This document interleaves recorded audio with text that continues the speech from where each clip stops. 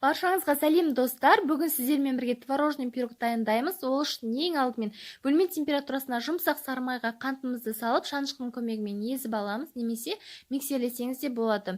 Үстіне бір штук жұмыртқамызды салып, тағы да араластырамыз. Алдын ала електен өткізіп дайындап қойған ұнның үстіне разрыхитель салып, осы массамызға саламыз да жұмсақ қамыр илейміз. Дайын болған қамырды холодильникке салып қоямыз. Енді салмасын дайындаймыз. Ең алдымен творогымыздың артық суын осылай ситадан өткізу арқылы ағызып аламыз. Енді дайын болған творогқа қант, жұмыртқа, сметана және де кукурузный крахмалымызды салып, блендердің көмегімен біркелкі масса болғанша езіп аламыз. Мінекей дайын болды. Енді қамырымызды формамызға орналастырып шығамыз. Жиектерін, түбін біркелкі болып жайылуын қадағалаңыздар. Одан кейін шанышқының көмегімен тесіп шығамыз. Енді үстіне салмамызды құямыз.